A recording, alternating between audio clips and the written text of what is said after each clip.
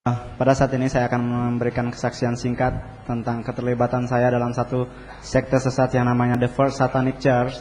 Tapi sebelumnya saya akan memperkenalkan nama saya. Nama saya dulu sebelum saya bertobat saya masih memakai marga Tionghoa dan saya memakai marga Chan. Dan saya adalah anak ke-19 dari 26 orang anak. Dan saya dari anak istri ketiga. Dan saya adalah generasi ke-42 dari dinasti Qing yang khusus dari raja-raja Mongolia yang khususnya dari dinasti Qing. Dan saya hidup di Manado sangat lama dan saya hidup layaknya seorang raja cilik. Dan papa saya mempunyai 6 orang istri dan mama saya adalah istri ketiga. Dan semua istri dan anak-anaknya tinggal dalam satu rumah. Dan puji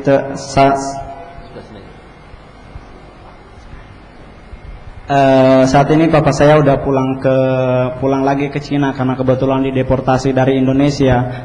Karena sampai saat ini papa saya belum warga negara, tapi saya sekarang udah warga negara Indonesia dan saya sekarang adalah warga kerajaan Allah.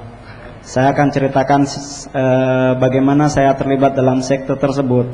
Saya terlibat dalam sekte Satanic Church ini mulai dari mama saya, dari orang tua saya. Karena kebetulan mama saya dulu istilahnya belum bertobat karena dia memang latar belakang agamanya agama duniawi, agama ya Kristen separuh-separuh. Dan mama saya dulu karena kebetulan dia dijadikan istri ketiga, orang Manado nggak pernah menyetujui, khususnya orang Manado yang dari suku Sanghe Talaut nggak pernah mengizinkan satu rakyatnya kawin dengan orang Tionghoa karena orang Tionghoa katanya selalu nyari cian. Saya sampai saat ini masih membuktikan apa benar orang Cina selalu nyari uang. Dan tapi karena mama saya udah ngebet sama papa saya cakepnya seperti Aaron Kwok. Saya jujur aja. Papa saya sangat cakep dan mama saya udah ya jatuh cinta sekali dan dia ngebet. Nah, dari pihak keluarga tersebut terjadi 2 blok. Satu blok Tionghoa, satu blok pribumi. Ya saya pakai istilah pribumi karena kebetulan ya rakyat Sanghe Talaut. Langsung mama saya diralikan ke satu pulau yang berbatasan langsung dengan Filipina. Mama saya dilarikan ke pulau tersebut, tapi karena dasar cinta, mama saya lari sembunyi-sembunyi balik ke Manado. Di Manado mama saya langsung bilang, "Oke, saya netral. Saya nggak akan ke rumah ya papa saya namanya Acong. Saya nggak akan ke rumah Acong dan saya akan tetap tinggal di sini." Nah, posisi mama lagi hamil. Nah, di waktu hamil tersebut mama saya ikut satu sekte sesat yang mungkin orang tua sampai saat ini masih tahu. Sekitar tahun 1970 sampai 1989 di Jakarta ada satu sekte sesat yang pimpinannya dideportasi dari Indonesia. Itu satu sekte sesat yang namanya Children of God. Dan mama saya adalah dedengkot Children of God untuk basis Indonesia. Nah, waktu mama saya ikut Children of God tersebut posisi lagi hamil. Nah, mama saya lagi hamil karena dia lagi stres. Dia langsung bernasar, jika anak saya yang dalam kandungan ini hamil, saya akan serahkan kepada kalian. Dan mama saya waktu itu ikut di Children of God. Dia bernasar memang terjadi. Dan dari tahun 89 saya langsung jadi aktif. Dan saya di gereja setan saya langsung pegang orang kedua. Saya termasuk 7 jenderal utama dan saya adalah jenderal kedua untuk basis Asia. Yang benua Asia di bawah handle saya sama teman saya satu namanya Brian. Dan puji Tuhan saya sekarang udah pensiun. Karena dulu saya memang jenderal dari gereja setan, tapi sekarang saya posisi udah pensiun, udah purnawirawan. Dan saya sekarang melayani Tuhan dengan bersaksi. Karena saya percaya saya kalau bersaksi bisa mengalahkan iblis. Karena kita juga tahu tadi di lagu lewat kesaksian kita akan kalahkan iblis. Nah, saya terlibat di sini sangat lama dan saya akan jelaskan beberapa hal penting karena saya udah kedua kali bersaksi di Rehoboth. Saya juga pernah bersaksi di Anak Muda. Saya akan jelaskan bagaimana cara gereja setan dalam setiap ibadah. Itu bagaimana cara ritualnya. Kalau gereja pakai cara ibadah, tapi gereja setan namanya ritual. Nah, dalam ritual gereja setan semuanya mengikuti gaya gereja Kristen yang khususnya karismatik Pantekosta. Berarti termasuk yang GBI, GSJ yang termasuk di luar Pantekosta, di luar Protestan Katolik itu tidak dipakai tata liturgi gerejanya, tapi gereja setan ikut gaya gereja Pantekosta karismatik. Di sini dimulai dari ibadah pertama namanya praise and worship. Sesi pertama dalam setiap kali ritual ada praise and worship. Dan praise and worship gereja setan, kalau gereja Tuhan menyembah Yesus sebagai Tuhan dan Juru Selamat, tapi kalau gereja setan bukan menyembah Lucifer tapi menghujat Yesus. Nah, di setiap ritual tersebut dipakai lagu-lagu dunia, lagu-lagu yang cenderung heavy metal, yang sebenarnya anak-anak muda sangat menggandrungi, sangat suka lagu tersebut. Yang contoh, kalau dulu pernah mungkin tidak sempat masuk ke Indonesia, ada satu kaset khusus, kasetnya Guns N' Roses, judulnya Sympathy for the Devil. Ini lagu-lagu tersebut dipakai dalam setiap kali ritual. Dan ada juga lagu dari Ozzy Osbourne yang Shout to Evil. Nah, ini lagu-lagu tersebut dipakai. Dan lagu-lagu tersebut banyak anak muda memiliki kasetnya. Bahkan anak muda juga ada yang nyimpan posternya sampai ditempel di kamar. Nah, lagu-lagu tersebut bisa kita lihat sekarang. Lagu yang saya tadi sempat nonton Metro TV, saya lihat ada satu grup musik namanya Crazy Town, kalau nggak salah ya, judul lagunya Butterfly. Nah, ini sekarang lagi masuk di MTV. Lagu Butterfly, jika kita lihat penyanyinya, kelihatan sekali bahwa dia adalah pengikut dari satanisme. Karena di separuh badannya ada tato-tato tertentu, dan di setiap video klipnya ada lambang-lambang dari satanisme.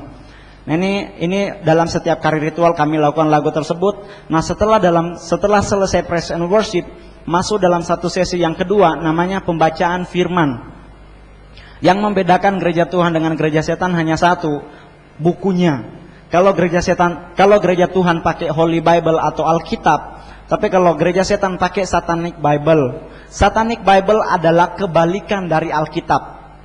Nah, ini semua dipakai. Dan sekarang ada juga beberapa hamba Tuhan yang kepingin memiliki Satanic Bible, karena mereka kepingin membandingkan perbandingan antara Alkitab dengan Satanic Bible. Tapi sampai saat ini saya belum pernah ketemu, dan saya memang tidak ada keinginan untuk mencarinya. Dan saya akan jelaskan, dalam setiap pembacaan Satanic Bible selalu ditekankan tentang prinsip Mesias. Termasuk dalam amandemen pertama, bahwa yang jadi Mesias bukan Yesus, tapi yang jadi Mesias adalah Lucifer. Kenapa? Dasar pertama Yesus bukan Mesias karena Yesus manusia bumi. Mama papanya Maria dan Yusuf berasal dari Nazaret, berarti dari planet bumi. Dan Yesus juga lahir di bumi. Dan bahkan sangat terhina, Yesus lahir di kandang binatang. Sedangkan menurut prinsip gereja setan, bahwa yang jadi Mesias adalah Lucifer, karena Lucifer diutus dari surga ke bumi. Setelah saya bertobat, saya belajar Alkitab mulai dari Yesaya, Yeremia, Yehezkiel. Ternyata Lucifer bukan diutus tapi dibuang. Dan kita harus percaya Lucifer dibuang, bukan diutus. Nah, ini dalam Satanic Bible tersebut dijelaskan tentang prinsip tersebut. Dan dalam setiap kali ritual juga ada khotbah-khotbah tertentu, sama mengambil dari Satanic Bible, seperti prinsip hidup hedonisme. Kalau Alkitabiah prinsip hidup berkelimpahan, tapi kalau di gereja setan pakai prinsip hidup hedonisme adalah prinsip hidup berkemewahan. Nah, keluarlah produk-produk yang sangat mahal, baju-baju mahal yang tidak bisa kita beli kalau orang menengah ke bawah sekali. Tapi kalau orang yang menengah ke atas mungkin dia bisa beli. Tapi kalau orang-orang yang menengah ke bawah dan ke bawah sekali mungkin nggak bisa. Nah, ini dalam setiap kali pembacaan Satanic Bible selalu ditekankan tentang prinsip Mesias. Paling pertama prinsip Mesias, tapi khotbah-khotbah lain ada seperti tentang prinsip doa Bapa kami. Bapa kami bukan Yesus yang disembah, tapi Eternal Father. Eternal Father versi kitab Yehezkiel adalah Lucifer sendiri. Dan ada juga beberapa hal lain seperti prinsip kasih dalam Satanic Bible. Kalau di gereja Tuhan tentang prinsip kasih di kitab Matius juga, di kitab Korintus juga dikatakan bahwa kalau ada yang tampar pipi kirimu, berikan pipi kananmu. Kalau ada yang minta baju, kasih sekalian celana. Tapi kalau gereja setan prinsipnya lain. Jika pipi kirimu ditampar, kill him, diputar-putar, langsung dibunuh, jangan besok sekarang. Pakai prinsip seperti itu. Alkitab dirubah, diputar-putar.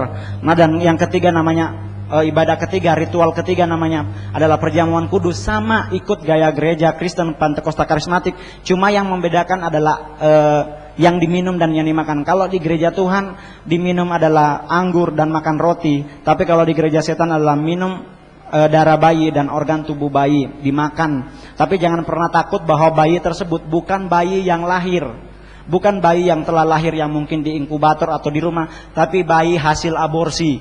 Dan Sulawesi Utara adalah provinsi yang aborsinya terbesar di Indonesia. Kedua Batam, ketiga Jakarta. Nah ini dalam hal tersebut dipakai dalam setiap kali ritual. Darah bayi tersebut dicampur dengan holy water, dan holy water tersebut disuplai oleh gereja. Ke gereja setan disuplai, dan ada beberapa orang yang sampai saat ini mau nanya di mana untuk mengetahui bahwa gereja menyuplai holy water buat gereja setan. Saya akan kasih mungkin beberapa orang sebentar karena saya udah janji. Dan dalam setiap kali ritual tersebut, perjamuan kudus tersebut, ada satu lagu yang sering dinyanyikan, adalah lagunya si John Lennon. Yang lagu judulnya Imagine on the People. Itu adalah lagu satu aliran sesat yang di Jakarta sekarang udah ada, namanya New Age Movement.